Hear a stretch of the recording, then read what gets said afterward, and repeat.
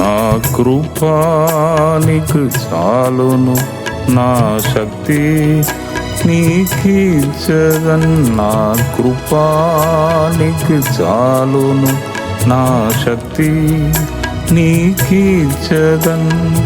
Grace grace కృపా కృపా, grace grace కృపా కృపా, గ్రేస్ గ్రేస్ కృపా కృపా, గ్రేస్ గ్రేస్ కృపా కృపా.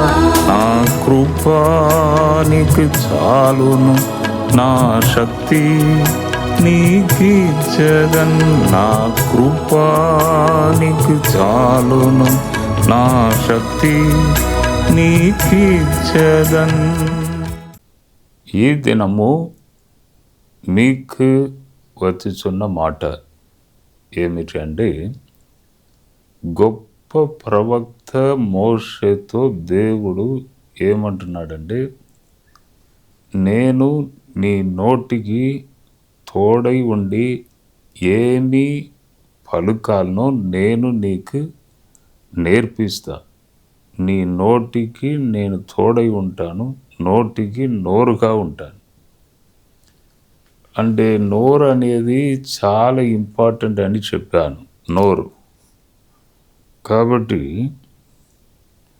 ఈ నోరు ఎప్పుడు దేవుణ్ణి అదుపులో వెలుచున్నదో, అక్కడ చూడండి 4వ అధ్యాయం 12వ వచనం, నిర్గమకాండం 4వ అధ్యాయం 12వ వచనంలో, కాబట్టి వెళ్ళుము, నేను నీ నోటికి తోడై ఉండి నీవు ఏమి పలుకవలసినది నీకు బోధించేదానని అతనితో చెప్పాను. అప్పుడు ఆయన అంటున్నాడు, అయ్యో ప్రభువా, నీవు తలంచిన వానినే పంపుమనగా. అంటే ఇక్కడ కూడా ఒక సత్యం ఉన్నది. ఈ దినము ఈ మాటలను వినిచిన మీ నోరు కూడా దేవుని యొక్క కంట్రోల్లో ఉండాలి. అదే గొప్ప దీవెనల ఆశీర్వాదం అని ఈ దినము ఈ మాట మీ వద్దకు వచ్చుచున్నది. చూడండి, యెషయా గ్రంథం 6వ అధ్యాయం 8వ వచనంలో మనం చూసినట్లయితే, యెషయా ఒక దర్శనం చూచుచున్నాడు, పరలోక దర్శనము. అప్పుడు పరలోకంలో ఒక స్వరం వినబడుచున్నదంట. ఏంటిదంటే, మా నిమిత్తము ఎవడు వెళ్ళును, నేను ఎవరిని పంపేదను. ఈ మాట వింటేనే నాకు బాగా రోషం కలుగుతుందండి. ఎందుకంటే పరలోకంలో వచ్చుచున్న ఒక స్వరం, ఒక శబ్దం, మాట ఏమిటి అంటే, నేను ఎవరిని పంపేదను, మేము ఎవడు మా నిమిత్తము వెళ్ళును. వెంటనే యెషయా ప్రవక్త ఏమంటాడంటే, నేను రెడీగా ఉన్నాను ప్రభువా, నన్ను పంపుము, నీ చిత్త ప్రకారం నన్ను పంపుము అని ఆ ప్రవక్త అయిన యెషయా అంటున్నాడు. యెషయా గొప్ప ప్రవక్త. ప్రభు యొక్క జన్మము, ప్రభు యొక్క మరణము, ఆ సిలువ త్యాగము అన్నిటిని ముందే, దాదాపు 600 సంవత్సరాల ముందే తేటగా స్పష్టంగా రాసిపెట్టాడు. గొప్ప ప్రవక్త. ఇక్కడ చూడండి, అక్కడ స్వరం వినబడుచున్నది పరలోకంలో. అక్కడ ఏమంటున్నాడు యెషయా, నేను రెడీగా ఉన్నానయ్యా, నన్ను పంపము. నేను కూడా మొన్న ఒక హెల్త్ చెకప్ వెళ్ళినప్పుడు నేను అనుకున్నాను, దేవా అన్నీ నార్మల్ ఉండే, ఇంకా నేను కూడా వెళ్తానయ్యా, కొన్ని దేశాలకు వెళ్తాను. దాదాపు 10-12 సంవత్సరాలు నేను ఎక్కడికి పోలేదు, ఆరోగ్యం బాగలేదు, ఇంకా నేను వెళ్తాను ప్రభువా అని చెప్తూ వెళ్ళాను. వెళితే అన్నీ అక్కడ నార్మల్ వచ్చినవి. ఒక స్టోన్ రైట్ కిడ్నీలో ఉండే, ఆ స్టోన్ కూడా లేదు. దాదాపు 10 years ఉన్న స్టోన్ మొన్న కనబడలేదు. ఒక అద్భుతం జరిగింది నా జీవితంలో. అంటే నేను కూడా ఆ చెకప్ వెళ్ళి వచ్చినప్పుడు నేను అన్నాను, దేవా నన్ను కూడా పంపము, నేను రెడీగా ఉన్నా, మంచి ఆరోగ్యం ఇచ్చావు, నన్ను పంపుము అను మాటను నేను దేవునితో చెప్పడం జరిగింది. సరే, ఇది ఒక ప్రక్కలో ఉండని, ఎందుకంటే యేషయా ప్రవక్త అలా దేవునితో చెప్పాడు. మనము కూడా, నేను మాత్రం కాదు, ఈ వాక్యం వినుచున్న మీలో కూడా అనేకులు దేవుని పిలుపును పొంది దేవుని సేవ చేసేవారు కూడా ఈ ప్రసంగమును వినవచ్చు. అంటే పరలోకంలో ఎవరు పోతారయ్యా, అక్కడ ప్రజలు నశించిపోతున్నారయ్యా, చాలామంది నరకానికి వెళ్ళుచున్నారయ్యా, ఎవరు ప్రజలు నడిపిస్తారయ్యా అని దేవుడు ఒకవేళ మాట్లాడితే ఉత్సాహం కలిగి ఉద్రేకముతో కొందరు ఏమంటారు, నన్ను పంపండి అని చెప్తారు. కానీ బైబిల్ గ్రంథంలో చూడండి, ఒక వ్యక్తిని దేవుడు నేను పంపిస్తానని చెప్పినా కూడా అతడు పోలేదు. ఆయన ఎవరంటే మోషే. పోలేదంటే వెళ్ళాడు, కానీ ఫస్ట్ ఏమంటున్నాడు, వేరే ఎవరైనా ఉండి పంపండి అయ్యా, నేను సెట్ కానయ్యా, నేను నోటి మాంద్యము నాలుక మాంద్యం గల వ్యక్తి అండి, నేను మాట్లాడలేను సరిగా. ఫరో ముందు మాట్లాడాలంటే టాకింగ్ పవర్ ఉండాలి, నాకు టాకింగ్ పవర్ లేదండి, కాబట్టి వేరే ఎవరైనా ఉండే పంపండి.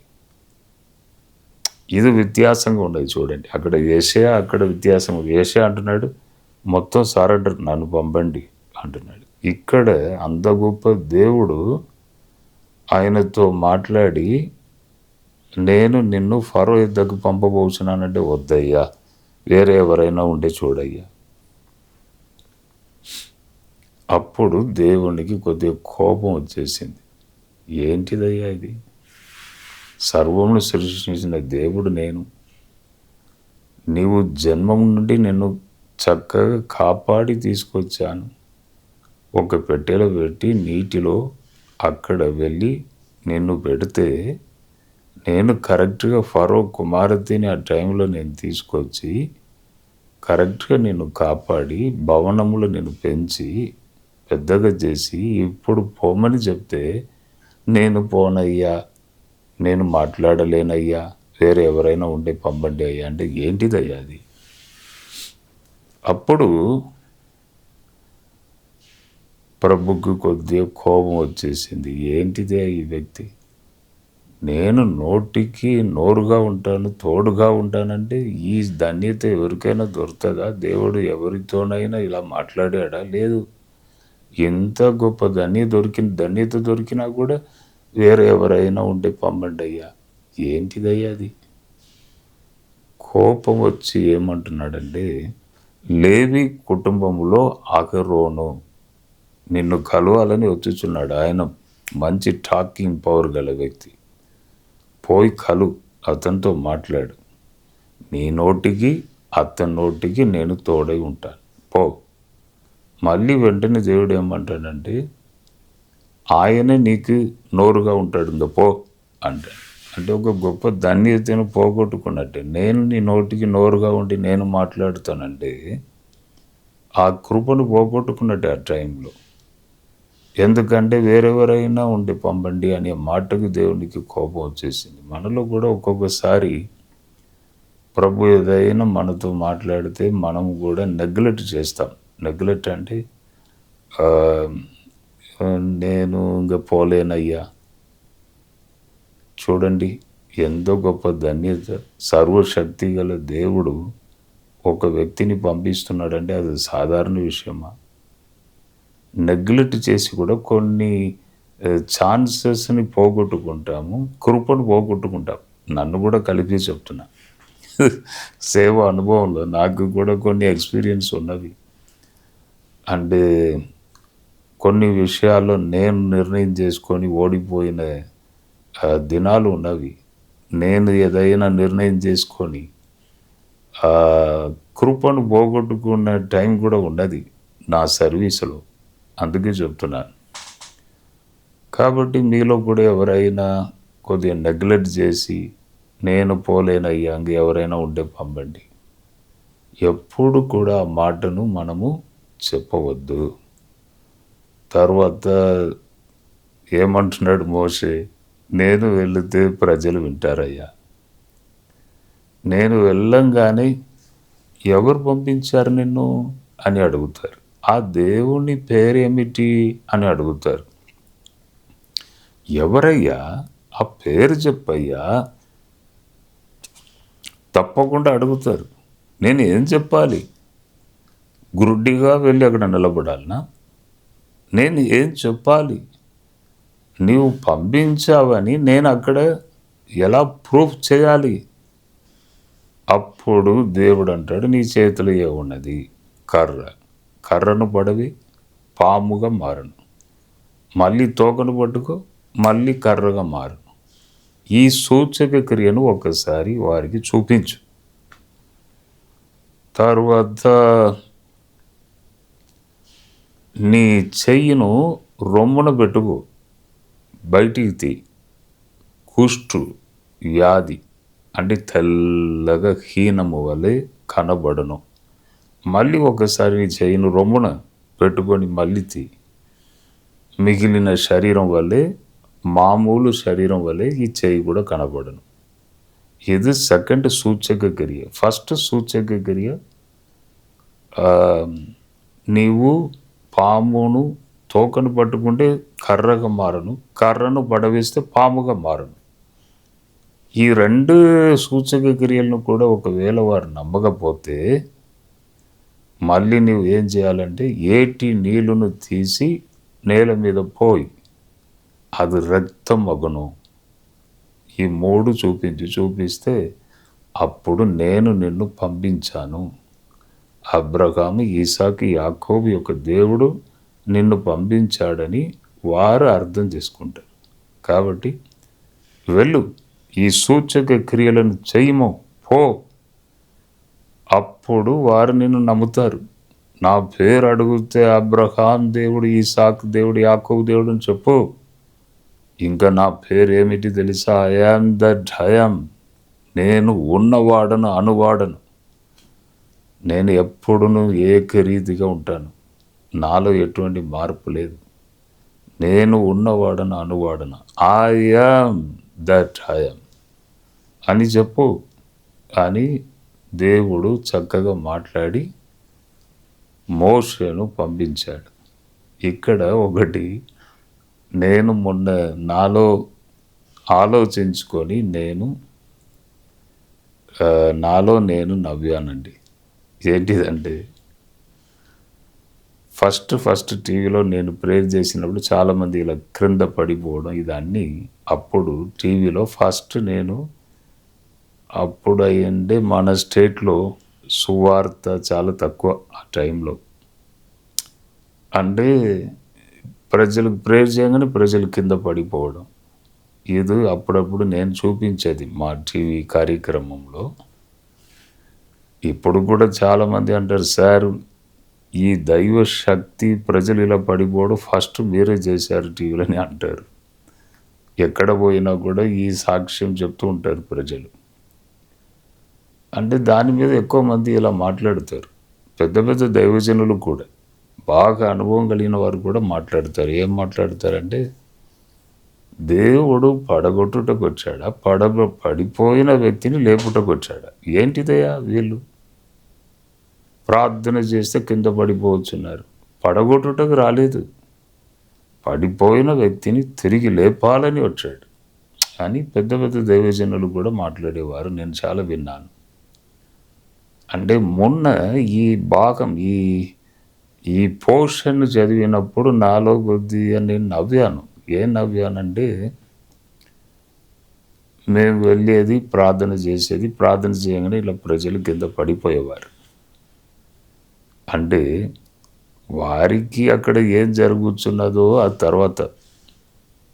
ఫస్ట్ అయితే అక్కడ ఒక సూచక క్రియ ఒకటి కంటి ముందు కనబడాలి, ఒక క్రియ కనబడాలి. కాబట్టి ప్రార్థన చేయగానే టక్కుని పడిపోవడం, మంచి జ్ఞానం కలిగిన ఒక వ్యక్తి టక్కుని ఇలా పడిపోతాడా? అంటే ఒక సూచక క్రియ కంటి ముందు ఏదో ఒకటి అక్కడ కనబడాలి. కనబడంగానే అబ్బా దేవుడే పంపించాడయ్యా ఈ వ్యక్తిని. ఒకటి అర్థం చేసుకొనుటకు దేవుడే పంపించాడయ్యా. దాని కొరకే ఇది చేశాడో ఏమో అని కూడా మొన్న నా హృదయంలో నేను ఆలోచించుకొని నేను కొద్దిగా నవ్వాను నాలో. అంటే ఈ పోర్షన్ చదివినప్పుడు ఇక్కడ కర్రను క్రింద పడేయడం, పాముకు మారడం ప్రజలకు ఏదైనా దాని వలన ఏదైనా మేలు ఉందా? ఏదైనా శరీరం బాగా అయింది, ఆరోగ్యం మంచిగా అయింది, వ్యాధి పోయింది, ఏదో ఒకటి అక్కడ ఉన్నదా? లేదు. దాని వలన ప్రజలకు ఏం లేదు ప్రయోజనం.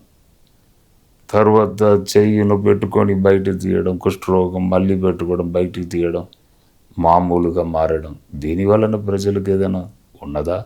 లేదు. ఏటి నీళ్ళను తీసి నేల మీద పోస్తే రక్తం మగడం, దాని వలన ఏదైనా ప్రయోజనం ఉందా ప్రజలకు? లేదు. ఏంటిది? ఈ సూచక క్రియలను చూడంగానే అబ్బో దేవుడే పంపాడయ్యా, దేవుడే పంపాడయ్యా. ఆయన ఏం చెప్తున్నాడో విందాం. రంగమును సిద్ధపరచుటకు, ప్రజలను సరిచేయుటకు ఈ సూచక క్రియలని నేను అప్పుడు అర్థం చేసుకొని నాలో నేను కొద్దిగా నవ్వాను, సంతోషపడ్డాను. అప్పుడు ఆ టైంలో కూడా దేవుడు ఇలా బాగా చేశాడు కదా. అంటే ఎందుకు చేశాడు? ప్రజలకు మేలు వచ్చుచున్నదో లేదో అది తర్వాత. ఫస్ట్ నేనే పంపించాను ఇతన్ని అని చూపించుటకు దేవుడు ఇటువంటి క్రియలను చేయుచున్నాడు. కాబట్టి మనము అర్థము చేసుకొని అక్కడ జరుగుచున్న క్రియలను చూసినప్పుడు అర్థము చేసుకొని ఇంకా దేవుని మీద మనం నమ్మకం పెట్టాలి. అంటే మోషే యొక్క పరిస్థితి ఆ టైంలో అది ఆలోచించి ఈ మాటల్ని నేను చెప్తున్నాను. కాబట్టి ప్రియ సహోదరుడా, సహోదరి, ఎప్పుడు కూడా నేను వెళ్ళను అనే మాట చెప్పవద్దు అని చెప్పాను. దాని వలన కొన్ని కోల్పోయే పరిస్థితి వస్తుంది. అంటే మోషేకి ఒక గొప్ప ధన్యతను కోల్పోయినట్టు అయింది. నీ నోటికి నోరుగా ఉంటాను.